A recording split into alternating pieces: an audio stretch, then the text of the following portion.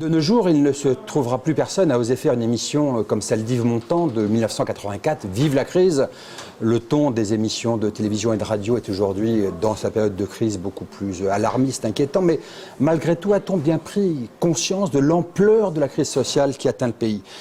Parce que si on lit et si on étudie l'ensemble des indicateurs économiques et sociaux dont on dispose, on a un état de la France qui est très inquiétant, un état social qui montre un creusement des fractures dans des proportions terriblement alarmistes. Juste quelques chiffres pour donner la mesure de ces fractures sociales. Le chômage, les chiffres récents, ce sont 2,6 millions, presque 2,7, et ceci, ce n'est qu'une catégorie de chômeurs. Si on prend l'ensemble des catégories, comme disent les experts, A, B, C, D et E, on arrive au total de 4,6 millions de chômeurs. Si on parle de la pauvreté, les dernières études de l'INSEE montrent que le taux de pauvreté en France, depuis 2002, ne cesse de remonter, qu'on a maintenant en France, selon les critères statistiques internationaux, plus de 8 millions.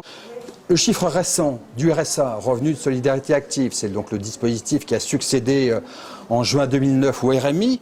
On sait que de juin 2009, depuis la création de ce RSA, jusqu'en septembre 2010, donc 15 mois, augmentation du RSA de près de 20%. En clair, il y a à peu près 1,8 million d'allocataires. Et si on additionne l'ensemble des personnes couvertes, c'est-à-dire femmes, conjoints, enfants, on atteint 3,8 millions de personnes.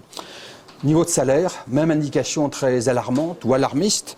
On sait que le revenu médian des Français, c'est 1 580 € médian, c'est-à-dire que 50% des Français gagnent moins.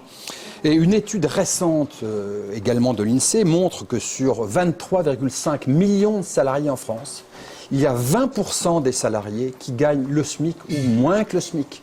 Donc niveau de salaire très très bas. Et si on met en face de ce tableau social très inquiétant de la France, la politique économique sociale du gouvernement, on se rend compte que cette politique, au lieu d'avoir des effets protecteurs, au contraire, renforce les disparités, les inégalités. Le SMIC, j'évoquais la question de salaire, le SMIC. Le chef de l'État vient de décider à la fin de l'année dernière que le SMIC n'augmenterait pas au 1er janvier, pas de coup de pouce. Seulement l'augmentation légale, minimale, obligatoire, pas de coup de pouce, et ceci pour la 5e année consécutive. Politique d'austérité, j'ai parlé du seuil de pauvreté. Dans la politique d'austérité, les premiers crédits atteints, ce sont les crédits sociaux, c'est-à-dire ceux qui bénéficient au RSA, ceux qui profitent à l'allocation adulte handicapé ou ceux qui profitent à l'allocation personnalisée au logement. C'est-à-dire pour les critères, pour les familles socialement les plus démunies. Autre indicateur très inquiétant de la politique économique, les déremboursements de médicaments. Il y a dans le jargon des experts un indicateur du reste à charge, c'est-à-dire ce que les ménages paient de leur propre poche et qui n'est pas couvert par la couverture de l'assurance maladie ou par les mutuelles. Ça n'a cessé d'augmenter depuis 2004 et maintenant le reste à charge atteint près de 10% des sommes dépensées. Et puis on pourrait poursuivre, réduction d'effectifs publics. Au total, ce que disent à la fois ces chiffres et la réponse du gouvernement, c'est que le gouvernement a fait face à la crise le choix de l'ajustement social, en clair le choix de l'égoïsme social. En clair, on pourrait le résumer par cet adage très inquiétant. Pourquoi faire payer les riches? Non, faisons payer les pauvres, ils sont beaucoup plus nombreux.